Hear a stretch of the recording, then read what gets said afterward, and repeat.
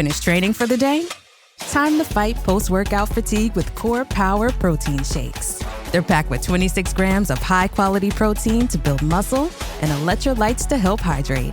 The nutrition you need to help your body replenish, rebuild, and repair post-workout so you can power on to the next one. Champion your recovery with Core Power. Visit corepower.com to learn more. Big news. Sephora is now on Uber Eats. So if you find yourself facing a beauty emergency, like needing a last-minute gift, or you're just out of your favorite mascara, again, don't panic. We got you. Order now and get $10 off on Sephora orders of $50 or more on the Uber Eats app. Order now. Offer ends October 30th. One order per customer. Additional terms apply. See app for availability. Delivery fees may apply.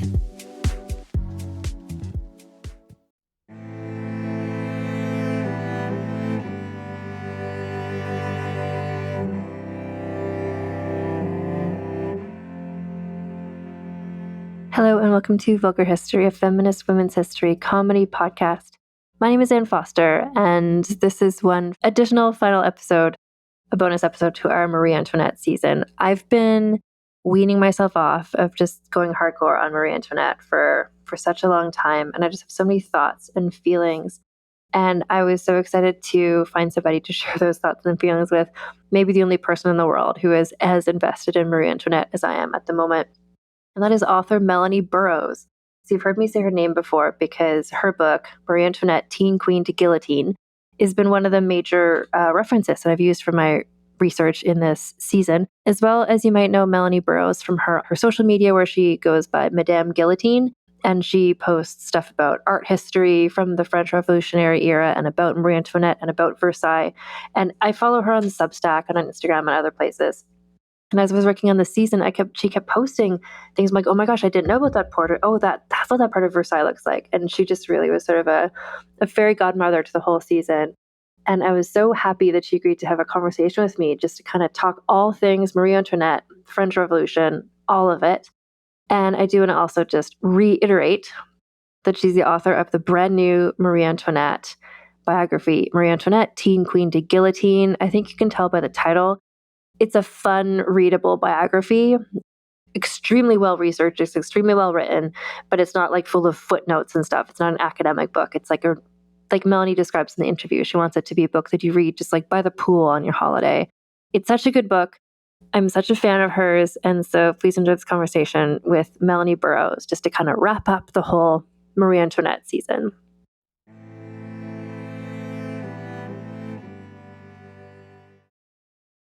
So I'm just going to say welcome to Melanie Burrows, the author of Marie Antoinette, Teen Queen to Guillotine, also known on social media as Madame Guillotine. Thank you for joining me for this conversation, Melanie. Hello. All right. Bonjour. So yeah, I'm in my Marie Antoinette era. It feels like so many people are. The V&A exhibition is happening right now. Why do you think Marie Antoinette is especially of interest right now, the year 2025? I think because she's been coming up in sort of cultural conversation a lot the last sort of 5, 6, 7 years because of, our the cost of living crisis, all the wars, the general social issues, things like that. And so people have been using her kind of as a throwaway sort of expression for sort of the decadence of the uber rich and the suffering of all of the rest of us. So there's always been a lot of pushback against that, with people sort of talking about, no, but what about all the good things Marie Antoinette did? And, she never said that, or she didn't do that. She wasn't like that. And so, and that's led to further conversations about actually Marie Antoinette. And so I feel like the time has just become right for her, the actual her, to be discussed.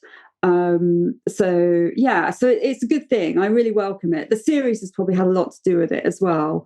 But I really do feel it's because of increased exposure, which started off negative, but actually I think it's turned into a good thing. It's just turned into a deeper interest. Yeah. I've never studied Marie Antoinette before. I was always much more of like a Tudor era girly. So this was my first exposure to her and to the French Revolution era and everything. And now I've got very strong feelings when I see people making a let them eat cake joke or something. I'm just like, you don't know.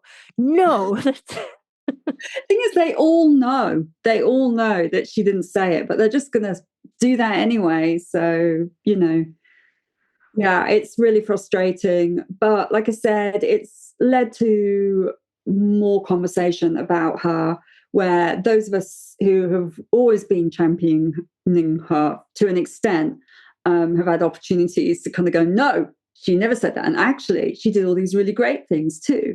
And yeah, it's been a roller coaster. I get so pissed off when I see like Melania Trump being compared to her, or it's just so gross. But yeah, I feel like, as she becomes better known, and hopefully the exhibition and my book, and I think they're probably going to make another season of the show, and all of these things together are going to mean that there's going to be less incidences of her being compared to negative people of the present, which, yeah, I mean, 'cause during her lifetime, she was obviously being compared to negative people from her past. So it just feels, and you know what? It's all women, and it just feels it's just part of the same shit, different century. It's incredibly, it's just so tiresome. It's really grim.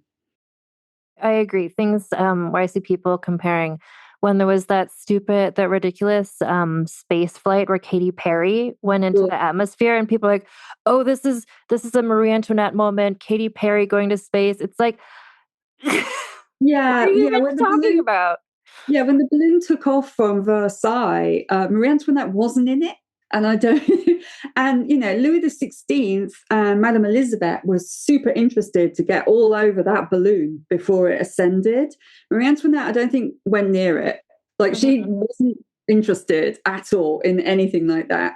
Louis XVI, if they could have fit him into the space thing, might have gone up. Madame Elizabeth, definitely. Comte d'Artois, definitely. Provence, no, too clever. No way would he have gone in. And Marie Antoinette, absolutely no way on earth would she have gone in that, like, anything. She was not have been launched into space. That's just not, that would not be her vibe at all. I'm just picturing her, cottage core, like her just hanging out with her lambs in her fields, just, drinking her milk. Like that's what she's up to. Yeah. Yeah, with a kind of like a bedazzled rocket in her hair. Yeah, yeah. And a celestial themed outfit, that was more her vibe. But for someone, I always think of her as like being a bit of a dreamer, but her feet were definitely on the ground. She had a great awareness of who she was and what she was doing. And she was very interested in her world around her. So yeah, I don't think she would have been too bothered about, going to space.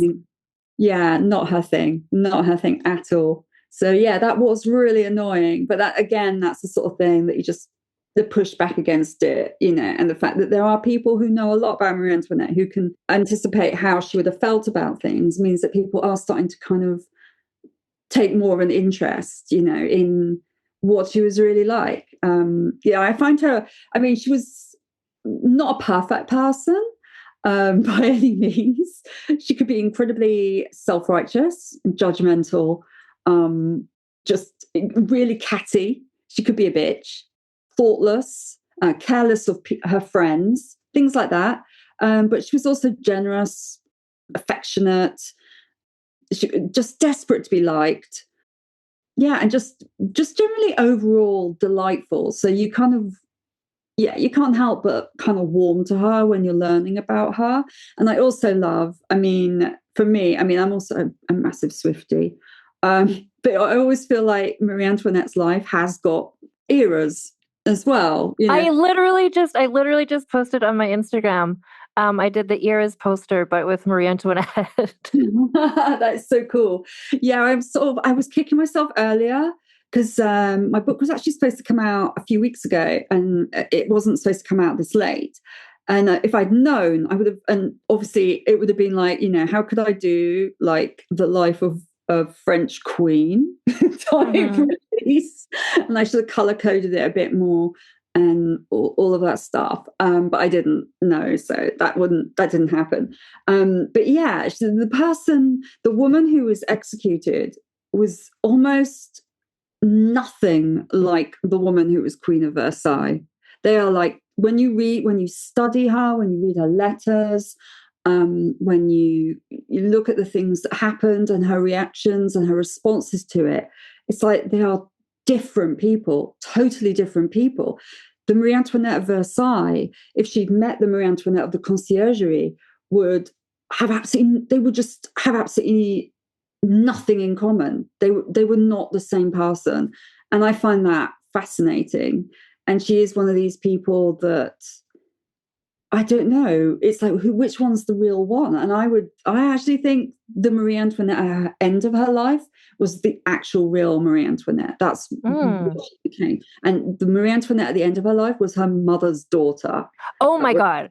Oh my 100%. God. The part, I said this in my podcast when I got to that episode where it's at a point where she's just like, I'm going to make an escape plan. I'm going to connect back to my Habsburg relatives. I'm going to write letters to every king.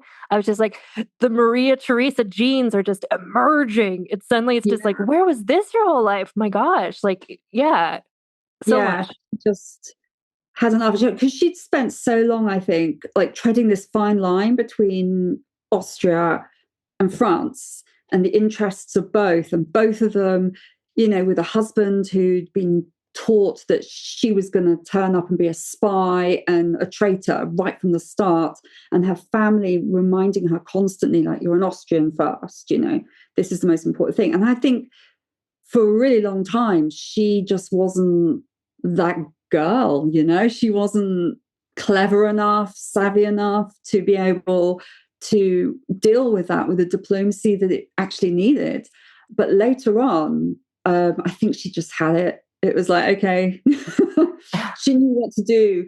And, yes, I suppose some of the stuff she did was kind of treacherous, later in life, but who can blame her? No. I mean, seriously. Like, she spent so long trying to be accepted by France, and people were hating her and gossiping about her and being mean to her at every turn. So when she finally was just like, you know what I'm going to do? Send military secrets to Austria. Like, I will be that spy you thought I was, because fuck you. Like, I don't blame her. I don't blame her at all. I would have done it much sooner, to be honest. Like, screw these guys. Oh my God. But yeah, I think she was just constantly dealt a really bad hand, like over and over and over and over again, and it was just a combination of events that were nothing to do with her. Like, she wasn't even supposed to marry Louis. It was one of her elder sisters, and it just cascaded from then on. She never wanted to leave Vienna. I don't think she just wasn't interested in any of that stuff. So she did the best she could, and I think she did better than a lot of people would have done. She did better than I probably would have done, because all the stuff that they were saying she was doing, I probably would have done it. I would have been out there spending a fortune, hanging out, grapes, lovers, cats everywhere. It would have been amazing. And she wasn't even doing any of that. So, fair play to her, But yeah, there's loads of misapprehensions about them that, I challenge in the book. But actually, because I'm 3/4 of the way through writing the follow-up book about Madame Elizabeth, and actually since writing Marie Antoinette, and the research into Madame Elizabeth's taken me into totally different directions. And I've found a lot more, there's more kind of, there's different letters, different journals, a different perspective of the marriage of Louis and Marie Antoinette.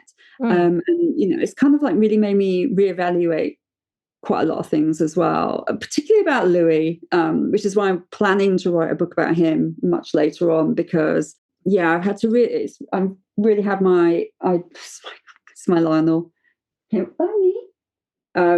Mrs. Lionel. Oh my God, beautiful ginger.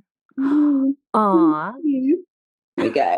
Um, so yeah, he's just Louis was just so different how we see him, and that by therefore just kind of makes you reevaluate Marie Antoinette and their whole relationship. And I don't think it was how it's been traditionally depicted. So I'm really looking forward to writing about him and maybe definitely getting a lot more into that, like what actually was the dynamic there, because we're always told, oh, he really didn't like having sex and all this, but they had like 4 children once Once they he got figured out what started. to do. Yeah, he was into it. He was actually into it, and it's like when you think about it that way. And and I found a few other things in letters that are like, about him, him flirting with a woman close to them, and she was asking her husband, what should she do? And it was like, what, Louis?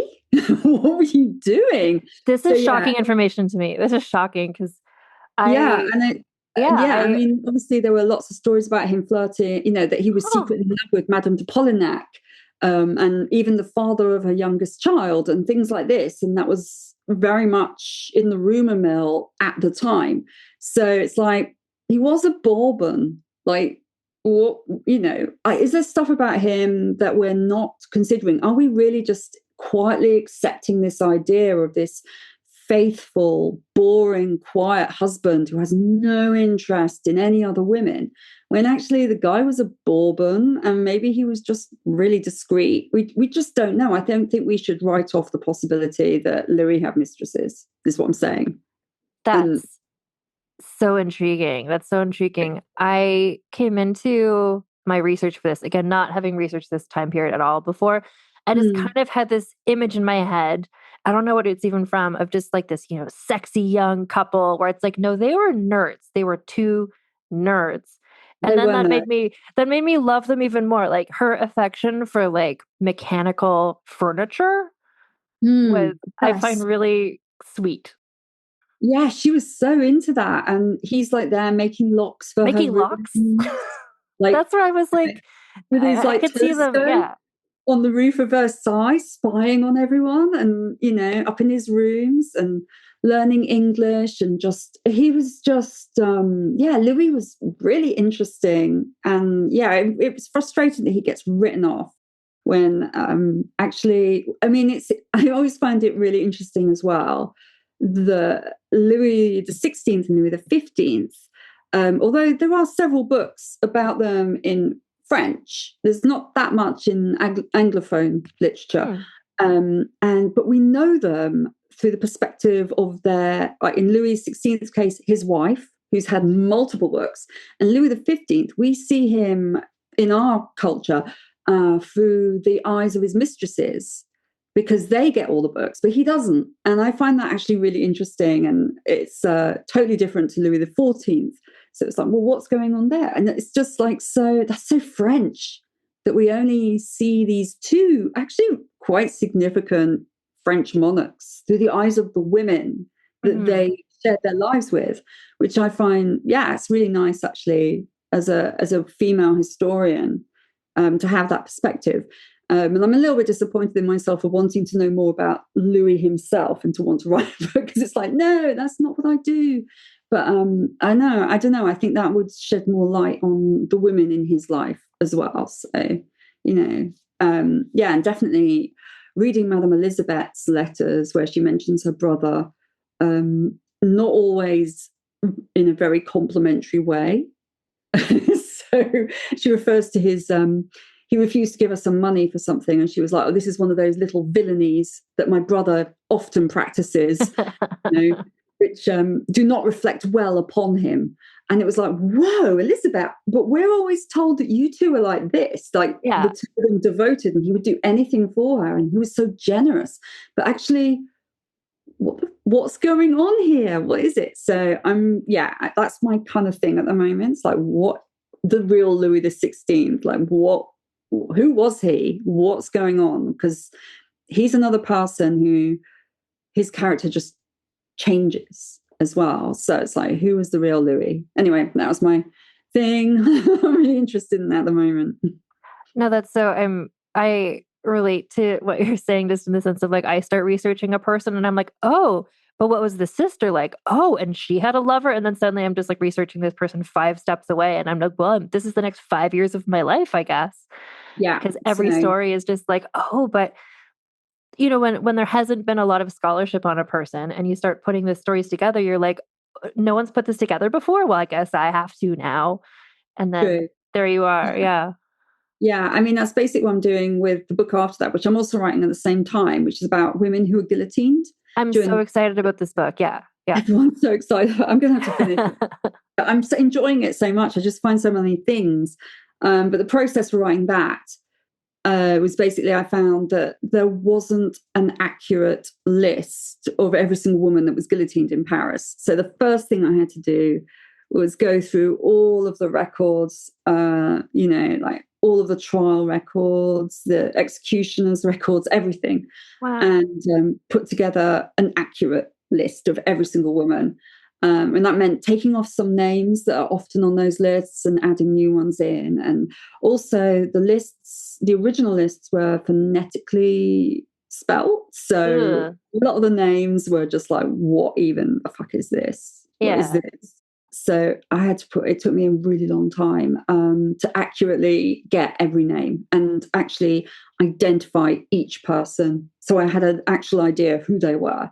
And that took ages, but I've got the list now. So that's going in the book at the end. So everyone gets to see the list.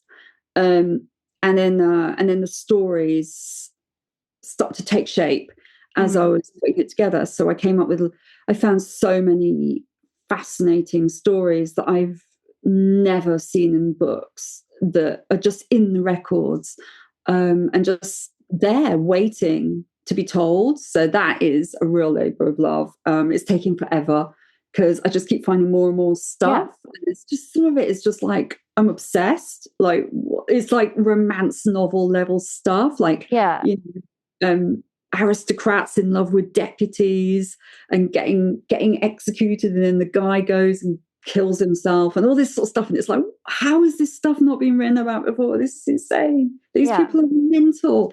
And it's also highly emotional, and there's wives begging to be executed with their husbands, and it's just crazy. It's just so much drama. So I'm loving writing that. The book's changed form so many times since I started, but I think it's on its actual trajectory now. So I'm really excited about finishing that. It's completely mental, but that's another one where it's just a deep dive. I don't know how it's going to end up actually, but I hope people like it. I don't know. Maybe I will like it. I'm excited for it. I don't know what whatever people are expecting. It turns out like, but yeah, it's just the fact that he had to go through like to compile the list in the first place. Like I would personally just find that really interesting to know just names and ages and reasons. And I'm sure a lot of the reasons are weird. Like, oh, it's just like, got drunk and shouted "Vive le Roi," you know. Yeah. And so now you're being executed. Picture of Marie Antoinette in her sitting room.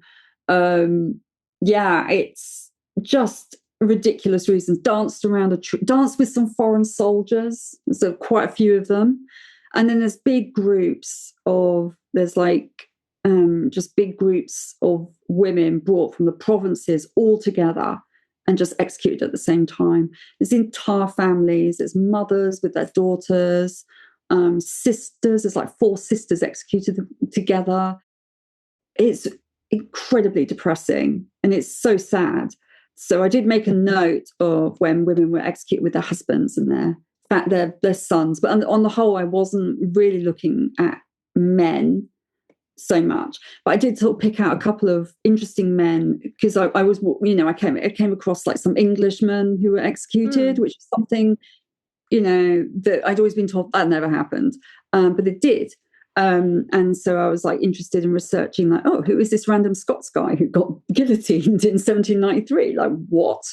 And I was also interested in, you hear a lot of stories online on places like Reddit about, they executed children. They didn't execute children. Like, the youngest person was 15, 16. So I suppose, which was kind of the age of, I suppose, people being hanged in elsewhere for various ridiculous crimes as well. But yeah, they weren't executing women, but there were quite a few people who had their sentences deferred until they'd given birth, and you were literally taken the day after you'd given birth and executed. And that's just appalling. But the babies weren't killed; they were given to the women's families to raise. So there's quite a few instances of this. Some women were allowed to have their children in prison with them, and then they were, but they weren't prisoners, so they were able to leave. There's so many. It's just such a weird situation. I think particularly with the women who were in prison, because they tended to have like quite a distinct culture in their prisons, and they're just so interesting. I find them I just find women's history more interesting than men. So well, I mean, frankly, no. I do a women's history podcast. I'm on the same page as you, but also I think like women, in terms of the women who are being guillotined and all this stuff, like from the stuff that I've been reading about and learning, not just Marie Antoinette, but although there was obviously so much sexism and misogyny in her story, but just the way that people are talking about Rousseau and being like, oh, women shouldn't leave the house. Basically, they should just stay home and breastfeed their children, who will be the next patriots of the nation.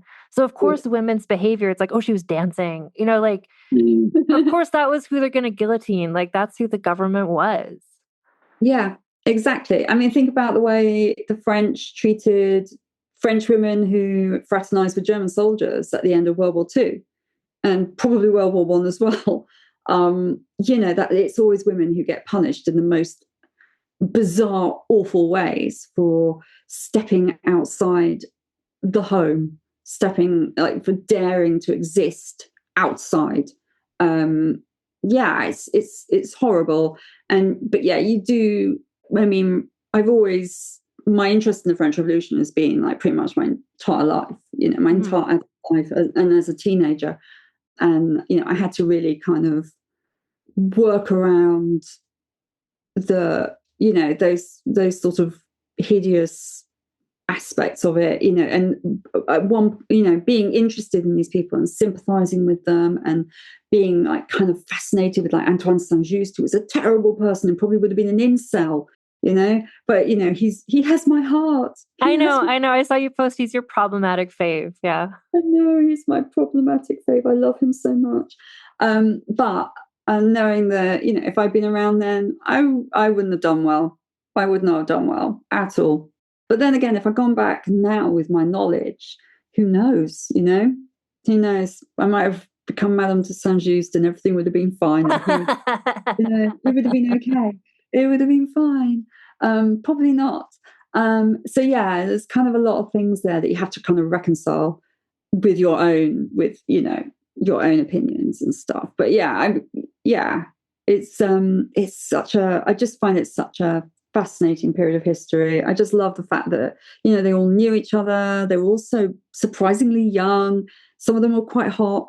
And they just had these like bizarre interpersonal rivalries, and you get all these little snippets of gossip, like, people talking about how, Saint-Just really hates Desmoulins because of Desmoulins' like secret vice. And it's like, what was he talking about? And he was probably just bi, or something that he just didn't like. And, and everyone's cousins with everyone else. And Desmoulins and Robespierre went to school together, and everyone's just, and they've got all these like links, and everything's just like so intertwined. It's so personal and intense, but it's not like kind of like defriending people on Facebook. It's like, oh yeah, Danton and Robespierre are falling out, so Robespierre's going to have his head chopped off, Yeah, it's a friend. It's a friend group, and like these dramas are playing out. And part of what I find so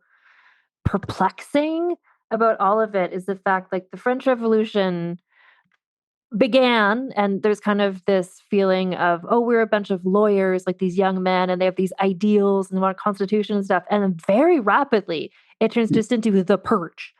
And it's Yeah. just like limbs on the street, people being killed, and these guys are all killing each other. And it's kind of like, and then eventually Napoleon is able to swoop in, becomes the emperor, and then the monarchy is restored. So it's like, why did we do any of this? I know. What was the point? I know. It's like watching Raiders of the Lost Ark and realizing that the film would have ended in exactly the same way if he hadn't done anything. If Indiana Jones had not intervened at any point, he could have just left them to it, and they would have opened the ark, and all like their faces would have melted with absolutely no interference from him whatsoever. What was the point? Except he did get to punch a Nazi, so we applaud him for that. And yeah, that's great. And there was also the bit when he shot someone in the marketplace when they had the sword, and that's pretty cool. Yeah, but no, it's the same thing. It's just kind of like you went through all this stuff. So many people died, only to bring the monarchy back. I know.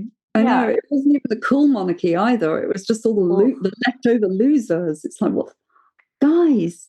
I just find the whole thing like so crazy, but so interesting because they're just so.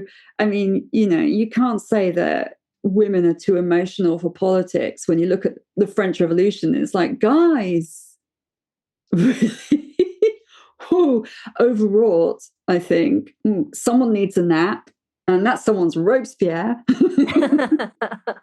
When I learned that Robespierre didn't even wear the outfit, like of the revolutionary outfit, that he still wore his culottes.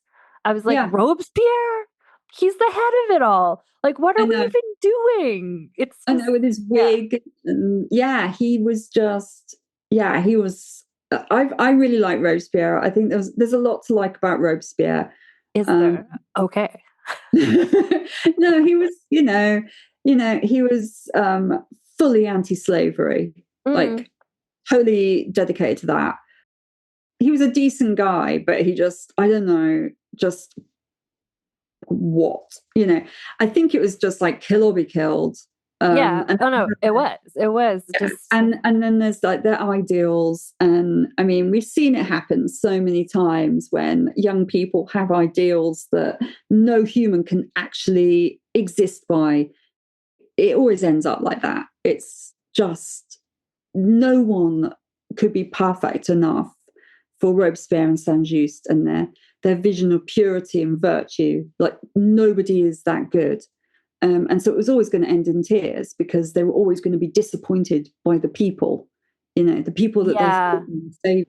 But I think the thing with them is, I don't think, even though he was very young, I don't think Saint-Just expected to survive anything that was happening anyway. His general demeanor was very sort of, we're basically going to have to sacrifice ourselves here, guys. We're not getting out of here alive. We've done too much. We've seen too many things. It's, I think they all seemed so tired at the end as well. I think all the fight was out of them, so they were ready to go. But it's so crazy. I really want to write a novel about Thermidor actually, because it just really lends itself to that sort of complete insanity. But I haven't got the time, so maybe when you're done the other 3-4 books, you already said you're actively currently writing. Yeah, I've been commissioned to write like 6 or 7 more books, so I've got to write all those, and then I might have time to write a novel and buy a house in France and never write anything again. That'd be great. And now for a quick advertising break. Fall is here, and with it comes cooler nights, heartier meals, and the craving for something warm and satisfying. That's where HelloFresh comes in, bringing you comforting, chef-designed recipes and fresh seasonal ingredients right to your door. This season, they've taken things to the next level with their biggest menu refresh yet. Say hello to a whole new way to do dinner. That's right. HelloFresh has doubled its menu. You can choose from 100 options each week, including new seasonal dishes and recipes from around the world. You can even dig into bigger portions that'll keep everyone satisfied. And I just want to let you know, in my box this week, because I do in fact use HelloFresh, they have Halloween themed things, and one of them is a meal that's like stuffed red peppers, but you can carve little jack-o'-lantern faces on the peppers. How cute is that? I like a little whimsy with my food, and you're going to get that with that meal. And also, if you're not whimsical, other kinds of meals too. The best way to cook just got better. Go to HelloFresh.com/vulgarhistory10fm now to get 10 free meals and a free item for life. One box with active subscription. Free meals applied as discount on first box. New subscribers only. Varies by plan. That's hellofresh.com/vulgarhistory10fm to get 10 free meals and a free item for life. You chose to hit play on this podcast today. Smart choice. Progressive loves to help people make smart choices. That's why they offer a tool called Auto Quote Explorer that allows you to compare your Progressive car insurance quote with rates from other companies. So you save time on the research and can enjoy savings when you choose the best rate for you. Give it a try after this episode at progressive.com. Progressive Casualty Insurance Company and Affiliates. Not available in all states or situations. Prices vary based on how you buy. If you've shopped online, it's extremely likely that you've bought from a business powered by Shopify. You know that purple Shop Pay button you see at checkout? The one that makes the process from, I think I'm ready to buy, to, I can't wait till it gets here, so incredibly easy? That's Shopify. And there's a reason so many businesses sell with it, because Shopify makes it easy to start and run your business. Shopify is the commerce platform behind 10% of all e-commerce in the US, from household names like Mattel and Gymshark to brands just getting started.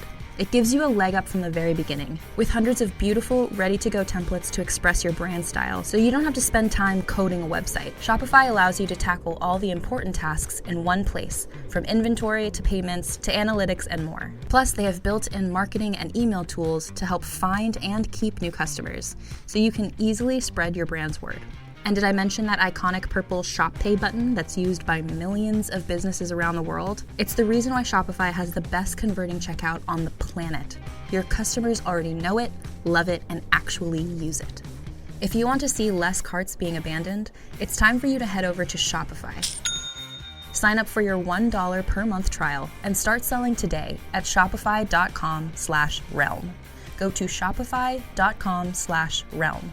Shopify.com/realm.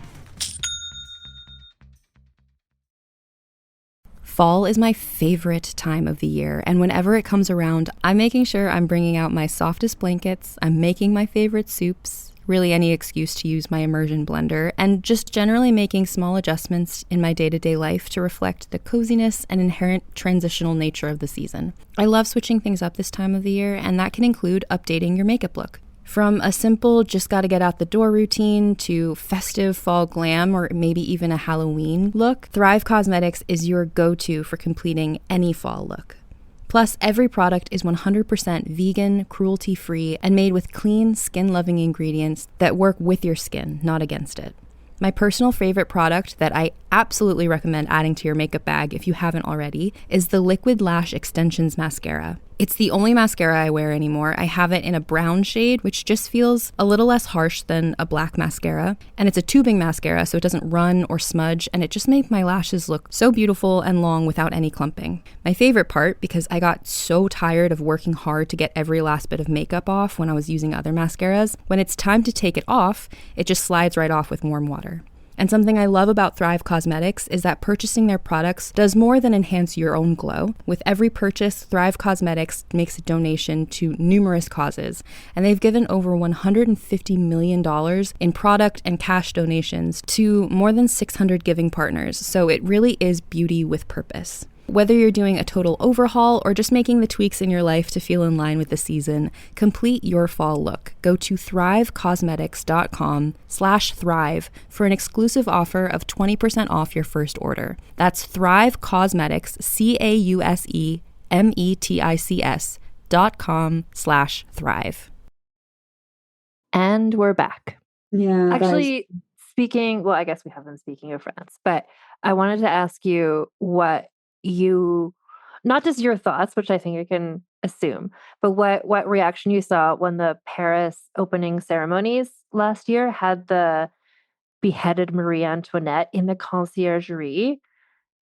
I saw some backlash to that, which I was glad to see. I thought it was just crass and a bit and just super tacky. You know, it's just I thought that the whole thing was supposed to be like a celebratory event, But yeah, let's like go back to like something like quite distastefully bloody that happened in our past that, you know, was basically an act of judicial murder. I mean, if Russia ever allowed to host it again, what are they going to do? They're going to have like the Romanovs being like shot in a window. Exactly. You It's like let's just have like yeah. you know, it's like it's the fact that Marie Antoinette was executed publicly does not make it any less of a murder than the shooting of Nicholas II and his family. You know, it's just a judicial wiping out by, you know, it's not, it just didn't seem appropriate. It's like if in the London ones we'd had, I don't know, if we'd had the beheading of Anne Boleyn, I was going to say actually like Jack the Ripper and his victims, you know, but it's all on a par, isn't it? It's like murder is murder. It's getting rid of someone for whatever reason. I just didn't think it was appropriate. It just didn't seem, there's like so many nice things that they could have had, but you know, no, they chose not to. And I just thought it was a bit grim, a bit tacky. They can be really tacky with their like general use of media, though. You know, you should see the websites the French use. It's still like GeoCities. It's awful. You must have, whenever you go on French websites, it's just like, what the yeah. I in my day job, I work for a public library in Canada. And so we order books in French language. And there's such a difference between books that are just English books translated to French or books from France. The books from France are all so like children's books. They have the weird, most disgusting illustrations. And they're all just like the story of the Happy Pooh and his voyage in the toilet. And then he dies. Just like the most bizarre things. I'm like, France is a strange place. If this is really what strange.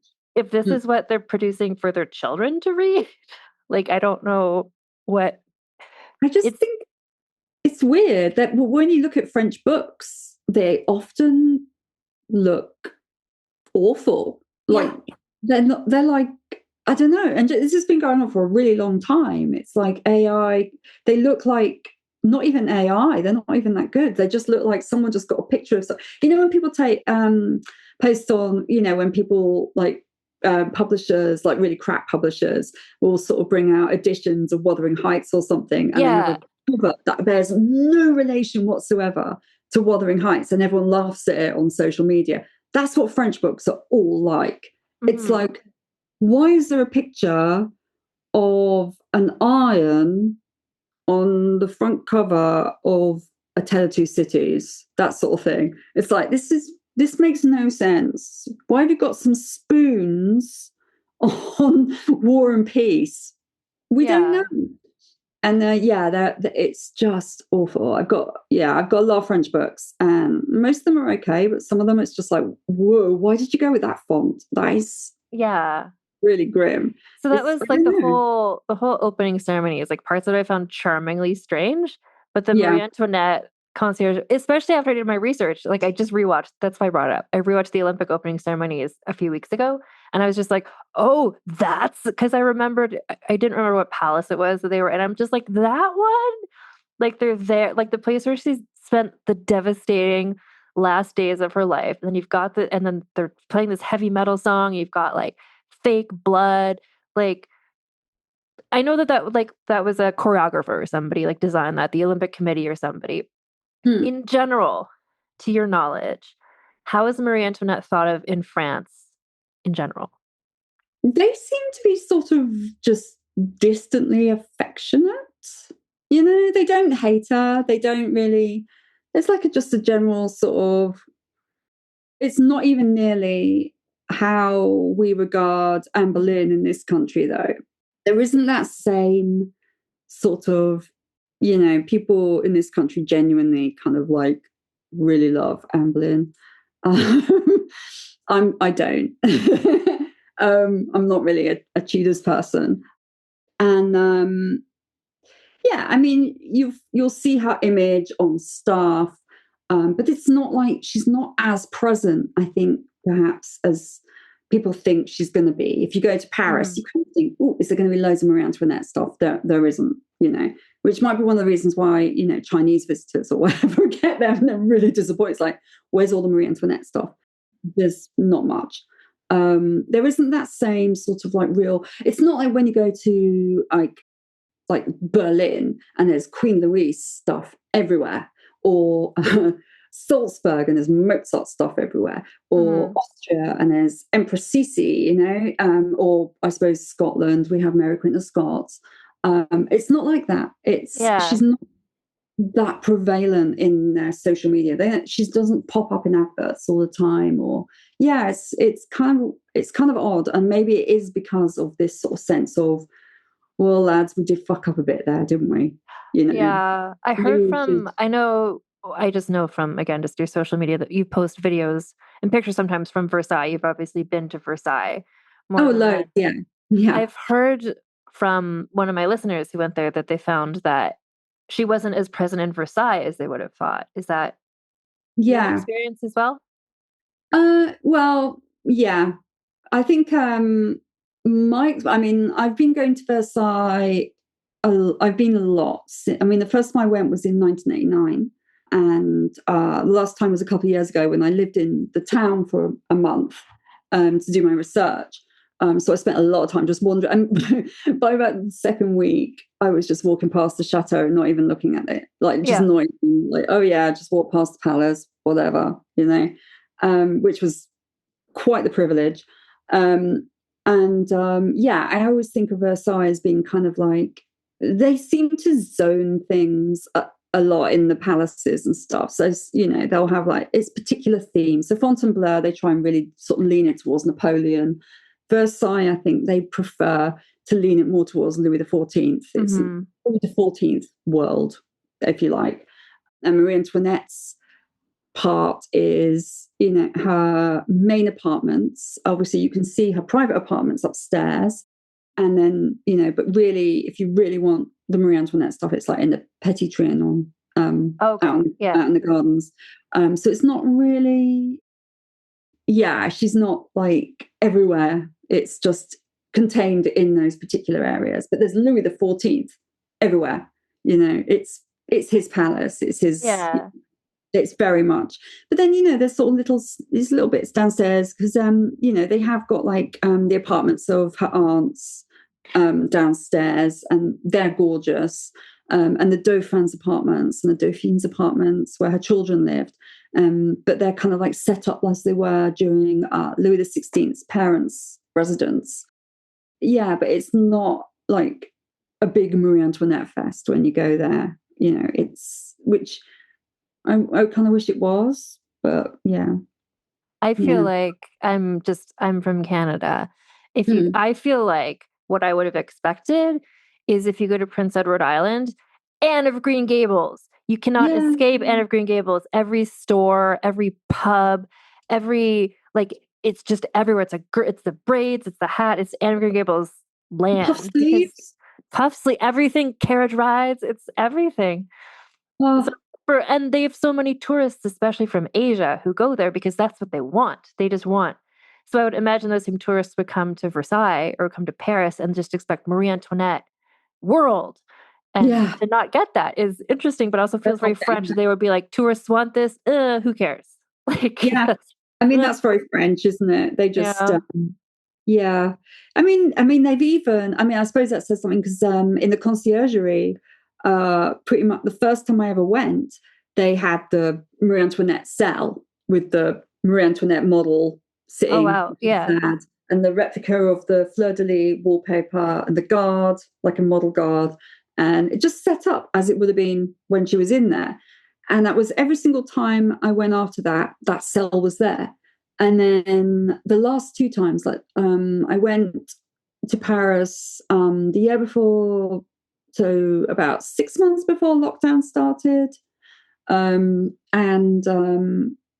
It had gone. It had been replaced by, you know, an information display. And that was still there the last time I went, which was 2 years ago. And I just found that really interesting that this had been such an integral part of the conciergerie experience, this like the fake cell of Marie Antoinette. Yeah. But they were always honest about the fact that this is not actually where her cell was. This is just a cell that has been made to look like Marie Antoinette cell, and it's been like this for decades. So we're just going to carry on with this, And gradually, I think things started being taken out to make it look less tacky. And finally, they just went, you know what? This was never her cell, so it's not her cell. So we're going to just put a display about the French Revolution in this area. And we don't have a Marie Antoinette cell anymore. We're just going to make it clear that the little room to the side of the chapel, which is the memorial, like it's got the memorial to her in there. This is actually all that remains of her actual cell. And I found that actually quite interesting. And I sort of like, okay, Marie Antoinette vanishing from the stuff that's associated with her now. I think it's an interesting decision. But I will say that the conciergerie shop is still the best place to buy books about the French Revolution and Marie Antoinette. It's got it always has been just the most awesome books. It's just incredible. Mm-hmm. But so, that's still good. But yeah, it's kind of like if people go to the conciergerie expecting to see where she spent those last days, they're going to be really disappointed because it hasn't been like that for a while. And other places where she had more presence, she seemed absent, like there isn't that much of her in the Louvre. I think they have a little room now, and that's only been a recent development. Before her stuff was kind of scattered, but now they have a Marie Antoinette room, and it doesn't even have that much. So it's interesting that, and Fontainebleau, it's got like a couple of rooms and a bedchamber, but then they kind of, I think they kind of prefer to position the bedchamber as like Josephine's bed rather than Antoinette's. But that it was Marie Antoinette's bedroom. So it's kind of things like that where they almost just sort of, I don't know, she's just, maybe they think it, I don't know. Because I mean, obviously people go there wanting that stuff, but then it's kind of been kind of taken away. And yet Versailles will, because they have their policy of reacquiring art, they still do that. So obviously they got that lovely Duplessis portrait a couple of years ago, like 2, 3, 4 years ago, of the young Marie Antoinette when, in the first year that she was living in France. Oh, the one that you didn't like, that one? Yeah. Well, she didn't like any of her paintings. So like absolutely none. No, that's not true, but it seems to be the general trend. But they have got it on display, and but it's not in one of the rooms. Like most of their paintings are as part of the room decor. And that one, I thought, I can't really remember actually. I think it's when you're coming out of the Hall of Mirrors, and it's just in its own little alcove, and it's on display on its own as a new kind of acquisition, which I thought was interesting. But at some point, it'll probably get moved into a bedchamber or something, I suspect. I don't know. Yeah, I always think that's kind of sad because, I really want to see the Marie Antoinette stuff, even if no one else does. But apparently I don't know. If I am hoping at some point in the future I can make a trip to Paris and to Versailles, and all I would want to see would be the Marie Antoinette stuff. Well, exactly. Yeah. I mean, I've been thinking for years actually about doing tours of it. I'm just not well organized. I have ADHD, so I'm just not organized at all. But yeah, so at the moment I just take my boyfriend around. He's quite interested. Like, so I haven't been to see the exhibition yet because we're going for my birthday in next week. It's my birthday next week. Oh my God, my birthday is next week. Happy early birthday. Thank you. So yeah, we're going for my birthday because I love going to stuff with Mark because he doesn't really know anything about stuff like that, but he loves hearing about it. So we're just going to go all around. I'm going to talk to him about every single thing, and he will listen because he's very well trained. That sounds like the perfect boyfriend for you. I'm very happy that you have someone. Thank you. One of the reasons I started my podcast is because I want to talk about all this stuff, and I'm like, no one in my life is interested. So I'm just going to talk to the internet, and I found lots of people who are interested. Oh my God, that is so cool. I'm just not organized enough to have a podcast. Plus I'm just like socially awkward, and my sleep schedule. But you've got all of your books. I mean, like, this is how you're sharing your knowledge and your information. I don't need to have to actually literally talk to someone. I'm so happy that you had this conversation with me because honestly, I told you at the beginning, like, I'm so like Marie Antoinette just in the brain. I'm like, I need to have a conversation about her with somebody who gets it, who knows all these things, and just from your social media and stuff. And like we've messaged each other a few times, but I was just like, I need to have this conversation with you. I need to like work through my feelings about all of this. But I want to say and remind everybody, your book, Marie Antoinette, Teen Queen to Guillotine, available now. Yes? Yes, it is now available. I don't know when it's coming out in on the other side of, there are ways that we in North America can Americas. acquire books. Yeah. The Americas. Yeah, but I've just sent out a load of books over to Canada and America that were ordered via my fiance's website. So that's the link that I'm primarily using for that, for pre-orders. And it has been okay. Like Royal Mail let us do it. So I don't know, because I was like, oh my God, am I going to be able to send these or not? So the good news is, I don't know, I can't speak for Amazon or my publisher or anyone else, but if anyone in the Americas wants to order them directly from me, I can actually make sure they're sent to them. Whether they get to them, who knows? But that part, it's possible. It's possible that I can actually get them to you. So that's actually really good news, because I've been hearing all sorts of doomy things about, oh, you won't be able to send them to people and stuff. So actually, I can actually send them. I don't actually know when it's officially out, but at least then I can get them to people who would want them.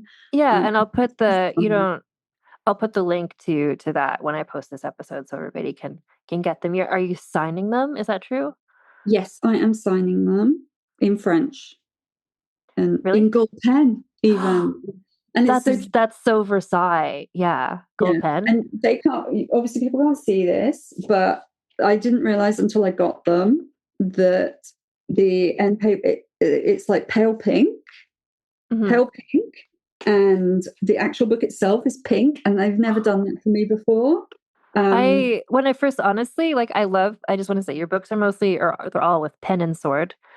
And I am a real fan of, every time I'm trying to research some obscure person from British history, the one biography that exists is from pen and sword. So I respect their books a lot, but I've never seen one from them look this good. This is a beautiful book. Yeah, my Mark, my fiance, actually designed it. Oh. They have like I just didn't want the usual designer, because they just do like kind of traditional history books. And I had a very definite idea of how I wanted my book to look. And Mark is incredibly good at design. He isn't a designer, but he designs, like, this is his, this just happens to be on the table. I'm not plugging it because he's done this in Edinburgh, but he designed like his flyer for Edinburgh. He just does amazing. Yeah. So I asked him to do this. And this is what he came up with for my my book, and I love it so much. Luckily, the publisher absolutely loves it. So all my books going forward, I mean, I've got covers for them online, but I'm going to quietly let those drop off the gram. Yeah. Because he's going to be redoing them, so all my books are going to look kind of cool like this. And I think, like, the exhibition, the V&A exhibition, it's Marie Antoinette style, and I do think the aesthetic and the look is so much of her story and her image. So I think having a book that looks so appealing, it just seems appropriate for her. You don't want to have one of these boring covers for a Marie Antoinette book. Like, no. Yeah, I mean, so many of them just look so boring. And I just thought, no, I want to lean into that whole, the film Marie Antoinette kind of vibe with it. So it's got the back cover is like, it's bright pink. Everybody should look at the cover, but even just the title, Teen Queen to Guillotine, like, that this isn't going to be a boring biography. It wasn't ever meant to. I mean, the sort of books I want to write are, like those really old-fashioned kind of biographies that were written like novels.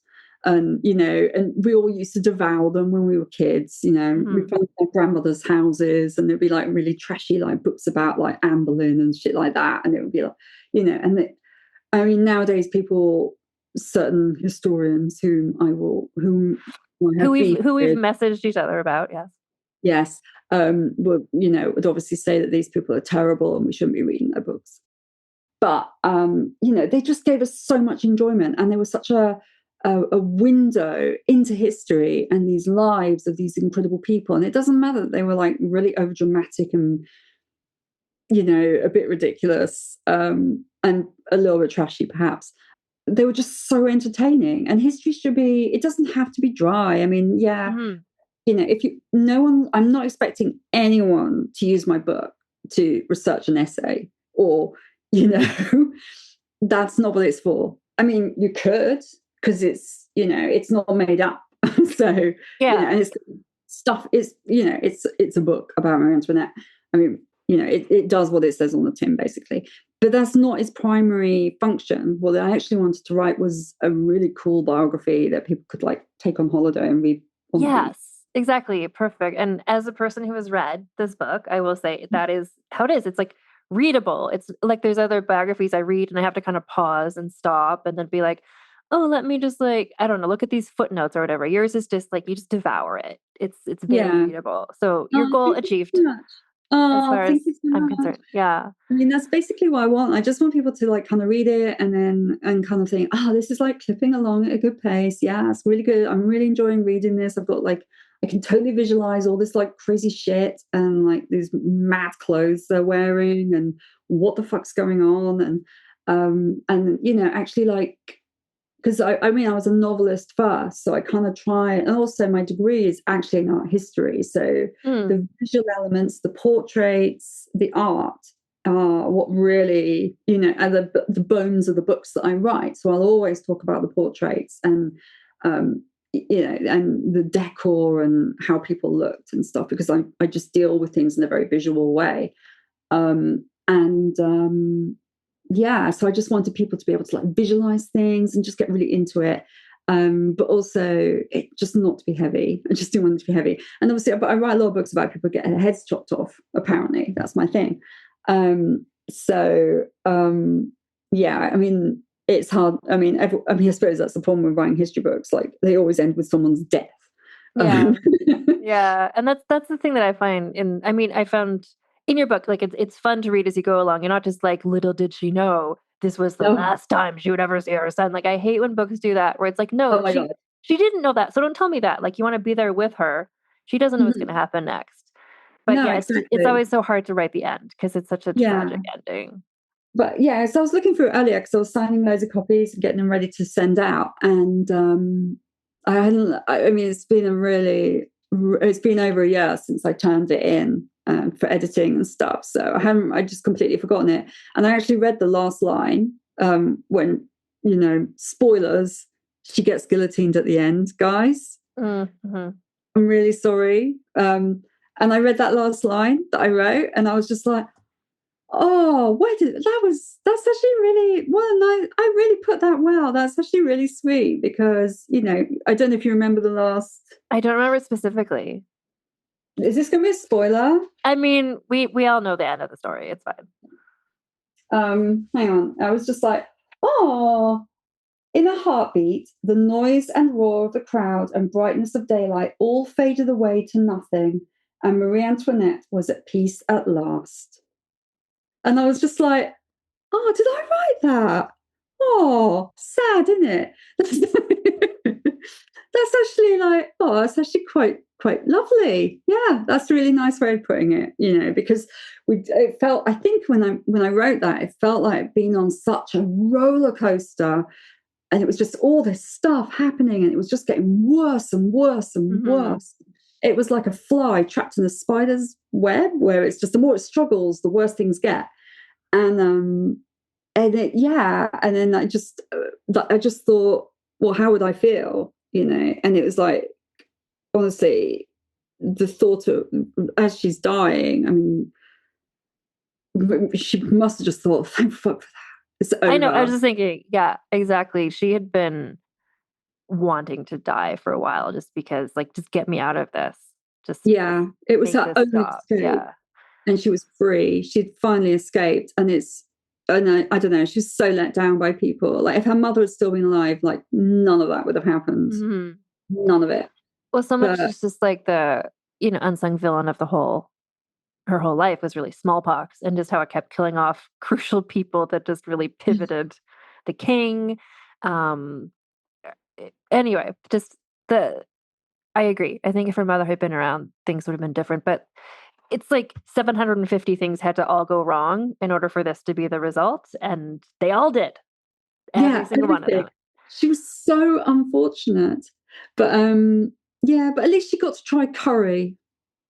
She found it a bit too spicy, didn't she? Yeah, but I just love the fact that every so often I do think of this. I thought of it earlier today. It just pops into my head sometimes. Like, Marie Antoinette had curry. Like, how cool is that?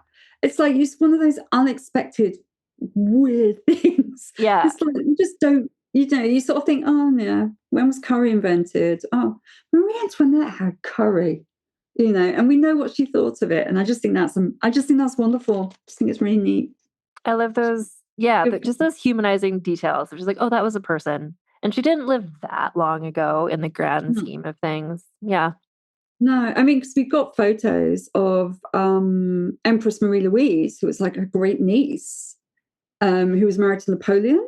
And there's photos of her. And that's just insane to me. There's photos of guys who are, really old. They were old at the time, but guys who fought at Waterloo. There's like photos of them as old men. It's just like that's not that long afterwards. I mean, if Marie Antoinette had lived a full span of life, and I'm not sure she would have done because I think she was actually really ill. She was quite sick, by the end. And I think that might have always have happened. Then, I mean, it's possible that she could have been maybe still alive in the 1840s, and we would have had photos, perhaps, maybe. I think people have photos then. We've got photos of like a reasonably like early photos, but yeah. Well, and even Marie Louise, one of the things I read suggested that she apparently looked a lot like Marie Antoinette. So to have photos of her, it's kind of like, okay, people who knew Marie Antoinette and saw her said there was a resemblance, and we can see a photo of her, so you can kind of.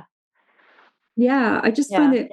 Yeah, it's just so interesting, but yeah, it just wasn't that long ago, really, in terms of generation. And it's just so I just find it so interesting. It's just such a so weird, poor thing. But yes, so the next book should be next year. So hopefully. Mm-hmm. Yeah. I mean, I just want to thank you again. Thank you so much. Like, I know you don't do podcasts usually, but I really feel honored that you joined me for this conversation. I'm so happy to have had this conversation with you. I think like the listeners too, we're all in withdrawal. We're all in Marie Antoinette withdrawal after like going through all these episodes for so long. And so I think your book is a great thing that if people want to really dive in and learn even more details than what I was able to cover.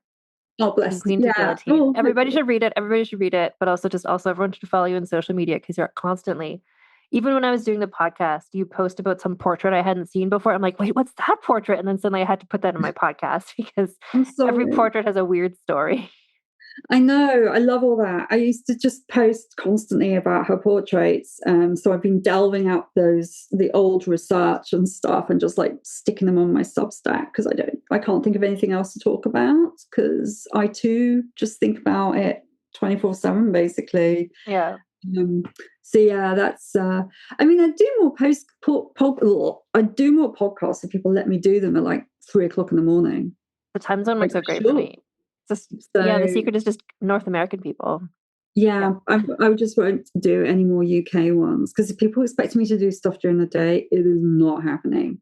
Like I sleep until like 1:00 and then I get up and I roam around drinking coffee and shouting at my cats. And then around about midnight, I come to life. And so... It works out so because usually when I'm interviewing people from the UK, for me, it's like, okay, I'll wake up at 6 a.m. And for them, it's like 3 p.m. or something like that. Like that's what it usually ends up being. I wish I'd known because there's no way you would have had to do that. Seriously. No, this is perfect. Perfect for me too. Yeah. But yeah, thank you so much for taking the time to talk to me. And everyone should read your book and order it from you. And I'll message you when this episode's going to come out just so you can know and if you want to share it and stuff. But yeah, again, thank you so much. Thank you. So again, you can follow Melanie Burrows on Substack. She's on Instagram. She's on Threads. All of her accounts are called Madame Guillotine, but it's MME. Guillotine is where you can find her. And then also her book, Marie Antoinette, Teen Queen to Guillotine, is available to buy. The best place to get it, as she said, is probably from her fiance's website, which is markburrows.co.uk. I'll put a link to that in the show notes as well, so you can get your personalized signed copy in French with her gold pen. Even just go to the site to look at this book. It's a beautiful looking object. And again, I'm so grateful to Melanie, both for writing this book that really helped me with my research and also for joining me for this conversation.